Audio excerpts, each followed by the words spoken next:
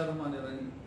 अच्छा जी, कल हमने जो क्लास 10th लेक्चर 3 में पढ़ा सिंपल हार्मोनिक मोशन और उसकी डिफिनीशन, उसकी डेरिवेशन, तमाम चीज़ें हमने डिस्कस की। आप चेक भी कर सकते हैं। और जो आज का जो हमारा लेक्चर है वो लेक्चर नंबर 4 क्लास 10th, वो क्या है, सिंपल हार्मोनिक मोशन कैरेक्टरिस्टिक हम स्टडी करने वाले हैं, डिस्कस करने वाले हैं। वो कौन से फीचर्स हैं जिनमें इन्वॉल्व है और जिन पे वो डिपेंड करता है कैरेक्टरिस्टिक का, आपके पास के वो जो फीचर्स हैं। तो सबसे पहले हम यहाँ पर ड्रा करेंगे एक स्प्रिंग जिसको हम फिक्स करते हैं एक एंड पर और दूसरे एंड पर हम उसके साथ मास अटैच करते हैं। जैसे ही मास अटैच करते हैं एक्सपेंड कुछ हद तक एक्सपेंड हो जाता है तो वो रेस्टिंग पॉइंट जो होती है उसकी वो मीन पोजीशन कहलाई जाती है। तो ये इसकी क्या है, ये इसकी यहां पर मीन पोजीशन है, ओ मीन पोजीशन। अब यहां पर जैसे कि हमने पढ़ा Hooke's law, Newton second law, हम यहां पर एक्सटर्नल फोर्स अप्लाई करते हैं। जो एक्सटर्नल फोर्स अप्लाई करते हैं जिसकी वजह से ये ऑसिलेट हो जाता है in the direction of force and cover some displacement, maximum displacement और limit, एक खास लिमिट तक जाते हैं जिसको हम E कहते हैं। जब वहां पे चला जाता है तो वहां से ये वापस हो जाता है O पर और O से बैकवर्ड डायरेक्शन में रिस्टोरिंग फोर्स के डायरेक्शन में जाता है जिसको एक लिमिट तक, जिसको हम E प्राइम कहते हैं।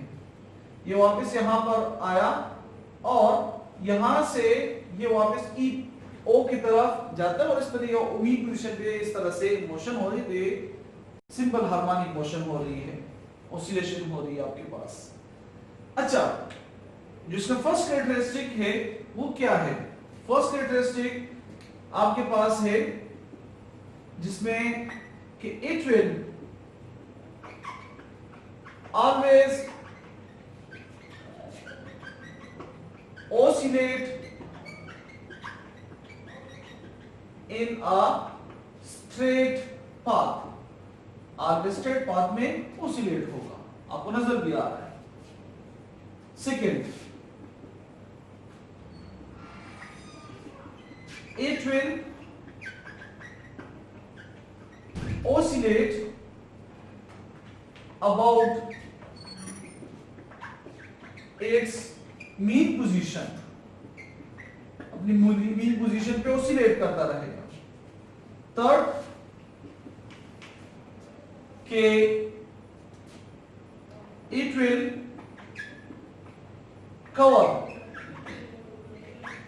The maximum displacement from mean position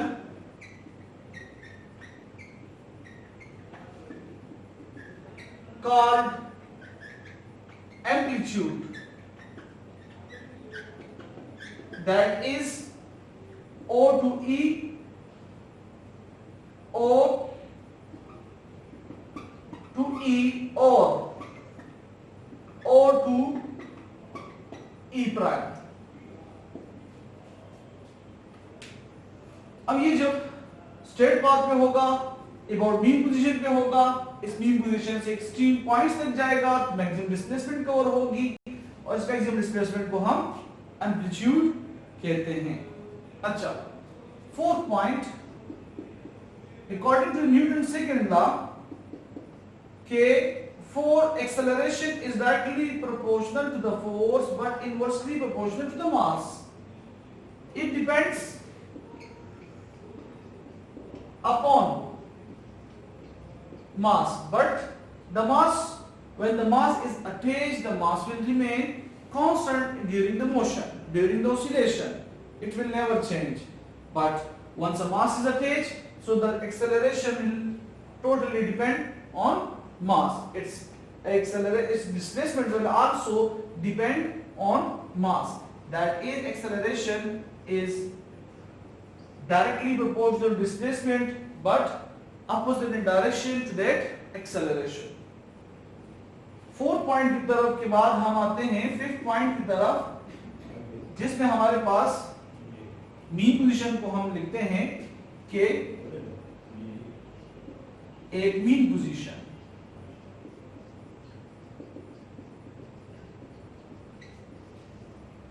mean position में हमारे पास क्या होता है? मीन पोजीशन पे जो कि हम कहते हैं O पॉइंट है, इस मीन पोजीशन पे फोर्स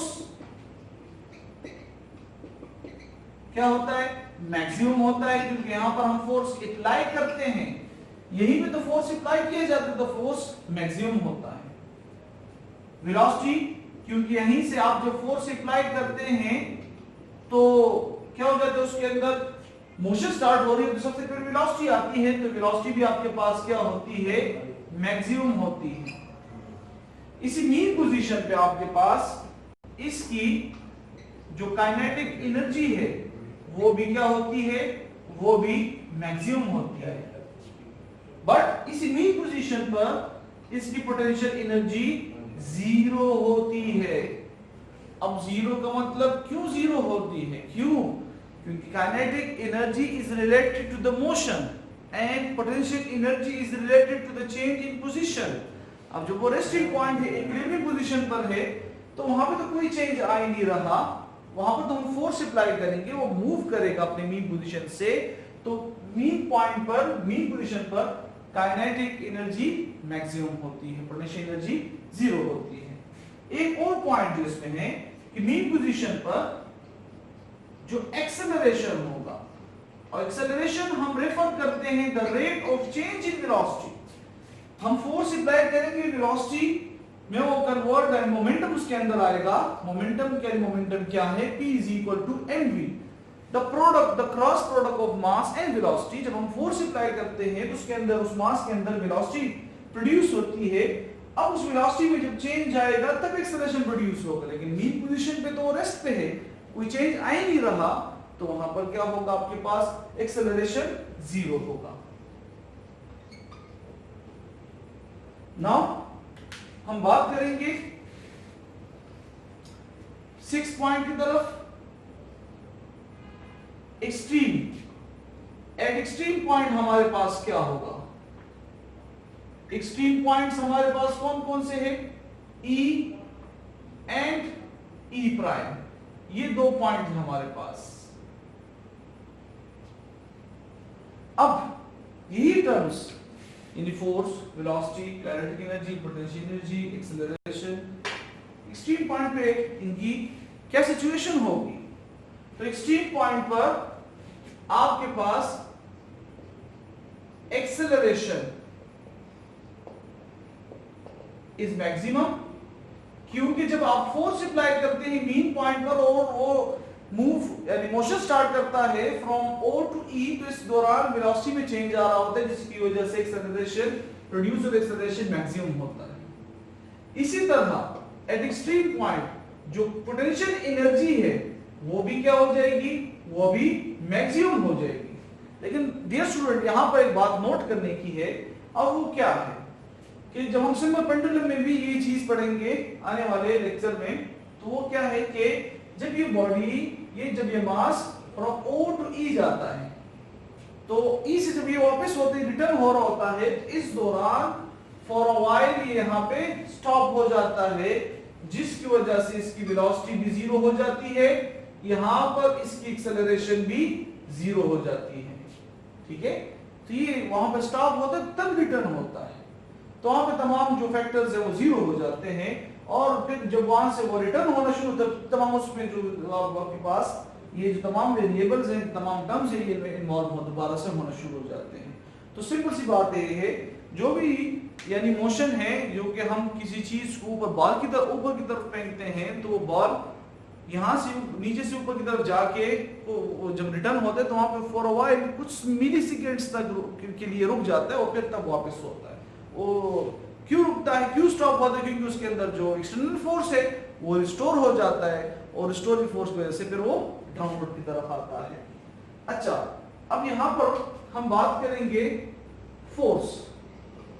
तो एक्सट्रीम पॉइंट पे जैसे मैंने यहाँ पर कहा, वेलोसिटी जीरो, तो आपके पास क्या हो जाएगी कि फोर्स भी इसको स्टॉप हो जाएगा, तो जीरो हो जाएगा आपके पास। ठीक, और काइनेटिक एनर्जी तो एक्सट्रीम पॉइंट पे नहीं होती, पोटेंशियल एनर्जी होती है, तो दैट्स व्हाई यहां पर काइनेटिक एनर्जी भी जीरो होगी। ये इंटर कन्वर्जन ऑफ एनर्जी है, काइनेटिक एनर्जी से पोटेंशियल में कन्वर्ट, पोटेंशियल से काइनेटिक में, और इस तरह कन्वर्ट होती रहती है और ये पोजीशन चेंज होते रहते हैं। अब हम आते हैं 7 पॉइंट की तरफ। जैसे कि हम अपने प्रीवियस लेक्चर में पढ़ चुके हैं कि ये ऑसिलेशन है, ये आपके पास जो ऑसिलेशन हो रही है from O to E, E to O, O to E prime and E prime to O, that is one vibration। जैसे कि हम देख सकते हैं कि O से लेकर E तक, E से लेकर O तक, O से वापस E प्राइम से O, तो ये आपके पास इसको वन साइकिल भी कहा जाता है, वन वाइब्रेशन भी कहा जाता है, और इसको वन टाइम पीरियड भी कहा जाता है। Because we define this time period to complete, time period का मतलब है to complete one vibration, which take how much time is known as time period। Any body, any object that complete one vibration in how much time, so that time is known as time period of that body, duration है आपके पास। तो इसीलिए यहाँ पर भी ये जो oscillation हो रही है, तो ये आपके पास क्या है, इसमें टाइम पीरियड इन्वॉल्व है। उस टाइम पीरियड को मेजर करने के, कैलकुलेट करने के लिए हमारे पास क्या है, फार्मूला है T is equal to 2 pi under root m by k। अब यहां पर ये T क्या है, T हमारे पास टाइम पीरियड है, और वो O to E और O to E प्राइम या वन वाइब्रेशन भी हो सकता है। M आपके पास मास ऑफ ऑब्जेक्ट है, K आपके पास स्प्रिंग कांस्टेंट है, और 2 पाई यानी फुल वाइब्रेशन 1 रिवॉल्यूशन के लिए यूज किया जाता है, 1 साइकिल के लिए यूज किया जाता है। तो इस तरह से इसके थ्रू हम क्या कैलकुलेट करते हैं, हम कैलकुलेट कर सकते हैं time period of the simple harmonic motion, any mass that will attach to the spring and it oscillate at mean position, that is known as simple harmonic motion। जैसे कि हम यहाँ पर एक एग्जांपल लेंगे और उसको कैलकुलेट करेंगे। एग्जांपल आपकी बुक में भी है, आप अपनी बुक से एग्जांपल सॉल्व करें, और उससे रिलेटेड असाइनमेंट भी है, और वो असाइनमेंट भी आप उससे सॉल्व कर सकते हैं। यही फार्मूला इतना है, आप जस्ट उसकी स्टेटमेंट रीड करें कि गिवन डेटा क्या दिया है। लेट्स सपोज मेरे पास यहां पर गिवन डेटा में मास 2 kg है, और इसी तरह जो टाइम पीरियड है वो आपके पास क्या है, वो यहां पर आपके पास 2 सेकेंड है। हम स्टैंडर्ड यूनिट यूज करेंगे यहां पर, जब स्टैंडर्ड यूनिट ना भी हो, ग्राम में हो या किसी सेकंड में, मिनट में ना हो, तो इनको कन्वर्ट करना होगा आपको। और यहां पर आपने क्या फाइंड करना है, वो स्प्रिंग कांस्टेंट K फाइंड करना है। लेट्स सपोज हमने K फाइंड करना है, रिक्वायर्ड है हमारे पास। तो इसके लिए हमारे पास क्या है, फार्मूला है, और वो formula T is equal to 2 pi under root m by k। और इसका सॉल्यूशन सॉल्व करते हैं हम, यानी हमने K फाइंड करना है। तो K फाइंड करने के लिए हम क्या करते हैं, स्क्वेयरिंग बोथ साइड करते हैं। वैल्यूज भी डायरेक्ट पुट कर सकते हैं, लेकिन स्क्वेयरिंग करते हैं। तो आप क्या करते हैं, यहां पर t square is equal to 2 pi square under root m by k whole square, under root cancel. तो यहां पर ये क्या बन जाएगा, t square is equal to 4 pi square into m by k। As we know that हमने k find करना है, तो t स्क्वेयर को हम बोथ साइड डिवाइड कर देंगे, k को बोथ साइड मल्टीप्लाई करेंगे, तो ये क्या बन, this implies k is equal to 4 pi square m by t square. अब हम क्या करेंगे, पुट वैल्यूज, वैल्यूज पुट करते हैं तो देखते हैं कि हमारे पास k की वैल्यू क्या आती है। सो k is equal 4 into, as we know that the value of pi is 3.14, which is approximated fixed value mathematically. So 3.14 square, value of m mass is 2 divided by the value of t is 2, that is 2 square. And this example is taken by my own self, not from the book. You can calculate just for the sake of how to calculate the time period, how to calculate the to find the value of k, the mass, etc. in this from this equation. So k is equal to 4 multiply 3.14 का square आपके पास क्या आता है कि इसको हम calculate करते calculator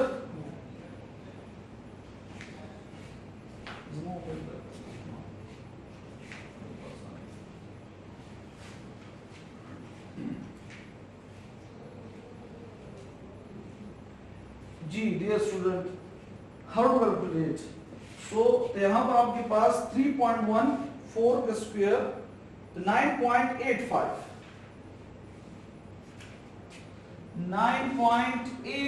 multiply 2 divided by 4. This 4 cancel with 4. So k is equal to 9.85 multiply with 2.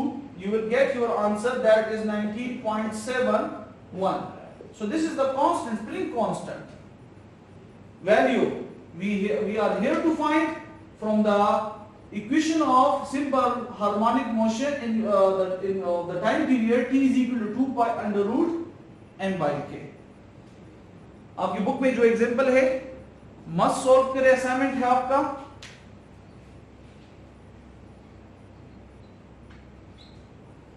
Example plus इसके साथ जो असाइनमेंट है 1.1 वो मस्ट सॉल्व करें और चेक करें इस कैलकुलेशन को, इस फॉर्मूले को और इसको समझें। तो सिंपल हार्मोनिक मोशन हमने स्टडी किया।